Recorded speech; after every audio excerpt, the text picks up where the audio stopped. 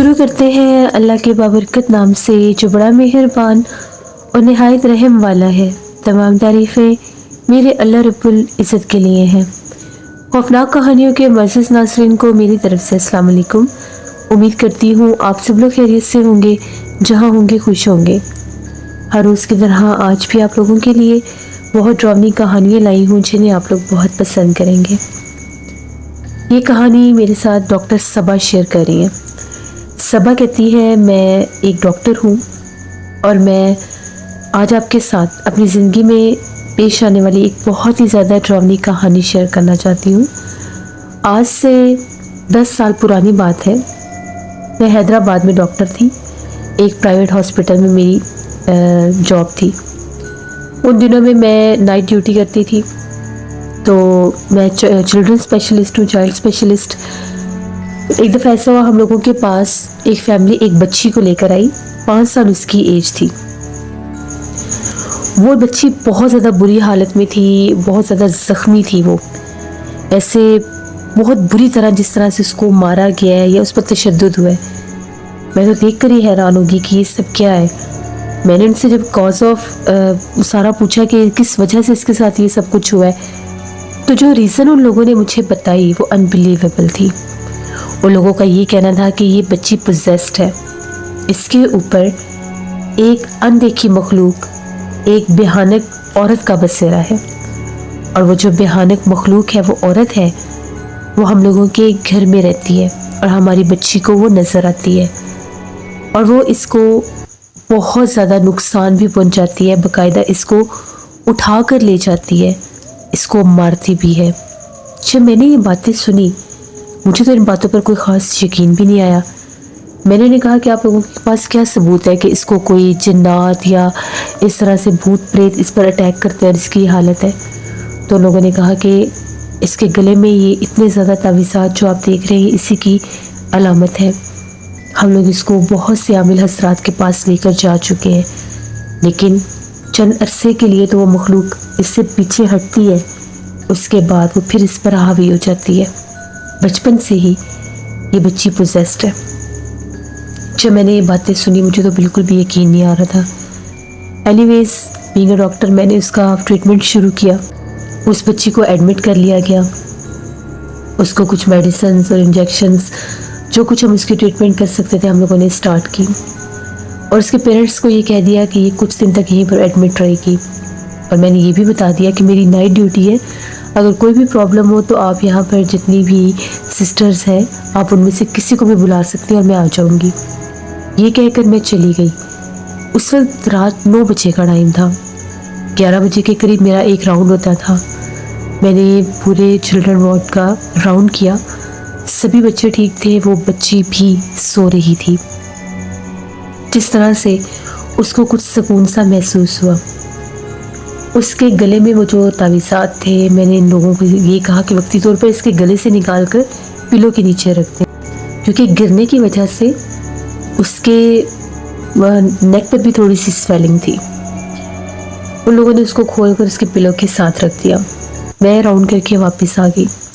मैं अपने कैबिन में ही बैठी हुई थी। तकरीबन 1-2 घंटे बाद की बात है। एकदम से जिस तरह से मेरी हल्की सी आंख लगी, तो एकदम से मेरे कमरे का, कैबिन का दरवाज़ा खुला। मेरी आंख खुल गई। मैं क्या देखती हूँ, सामने एक बच्ची खड़ी है। बच्ची बड़े गुस्से से मेरी तरफ देख रही है। उसने वही पेशेंट गाउन पहना हुआ है और मेरी तरफ देख रही है। तो मैं उस बच्ची को हैरान होकर देख रही हूँ कि इस बच्ची को मैंने पहले कहीं देखा। मेरे जहन में ये आया कि तो वही बच्ची जिसकी मैं ट्रीटमेंट कर रही हूँ, जिसको उसकी फैमिली ने पोजेस्ड बताया। तो मैं एकदम अपनी चेयर से उठी, हैरान हो गई। और मैंने ये कहा कि बेटा, आप इधर क्या कर रही हो? आपको तो अपने बेड पर होना चाहिए। वो तो चल भी नहीं सकती थी, उसको उठा कर लाए थे। वो बड़े गुस्से से हुर्रा रही थी।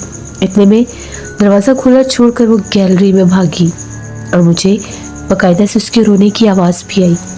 मैं फ़ौरन से उठी, मैं बाहर निकली तो वो बच्ची बिल्कुल मेरे सामने थी। और उस बच्ची के पीछे एक सुर्ख लिबास में साड़ी पहने एक औरत खड़ी थी। ये मैंने खुद अपनी आंखों से देखा है।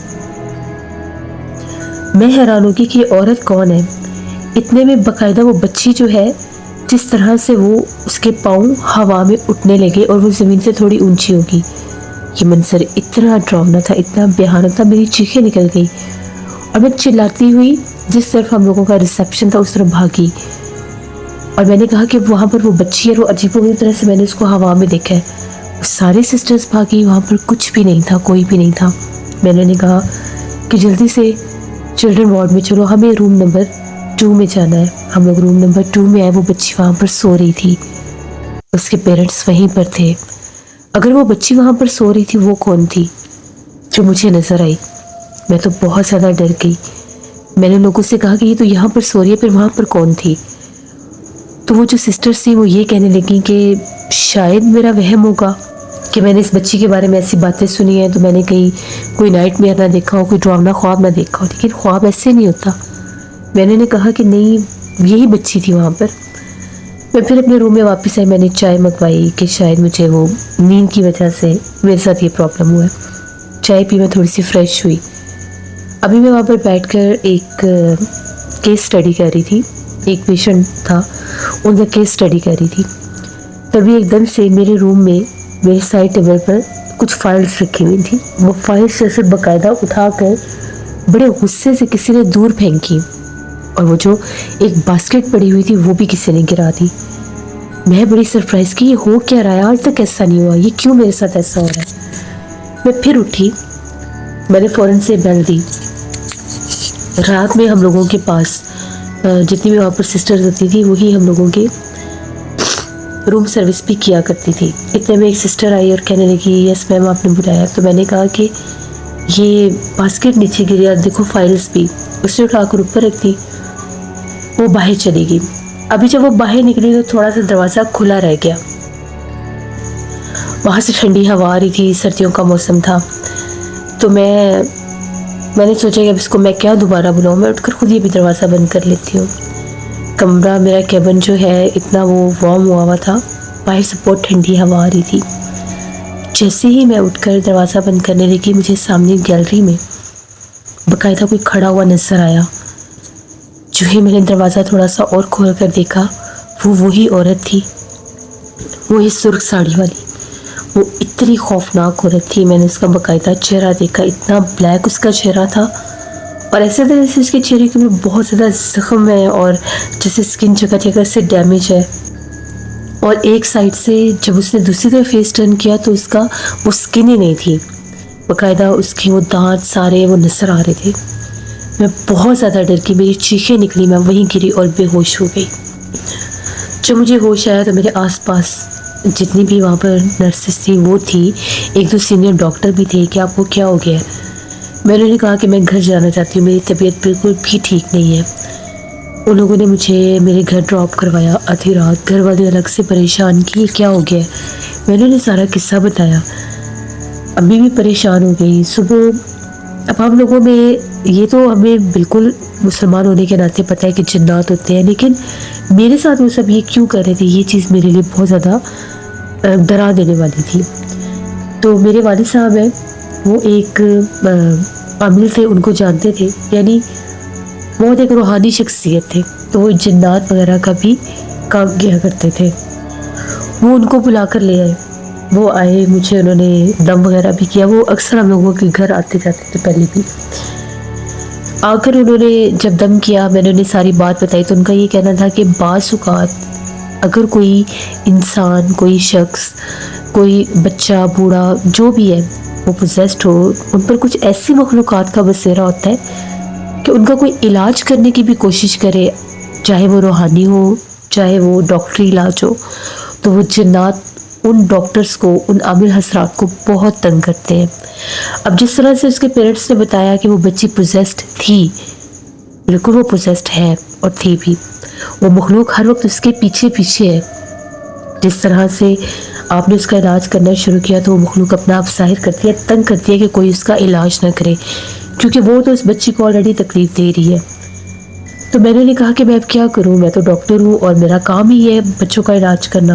उन्होंने ये कहा कि आपने अपनी हिफाजत के लिए गले में एक तावीज़ पहनना है और आपने कोई उनको मशवरा नहीं देना कि वो उस बच्ची के लिए उसके गले से तावीज़ उतारें या इन बातों पर बिलीव ना करें। क्योंकि ये मखलूक़ात बहुत ज़्यादा ज़िद्दी और सख्त होती है और ये किसी तरह से भी आपको तंग कर सकती है, डरा सकती है। मैंने ड्यूटी पर लास्ट में जाना था, मैं चली गई।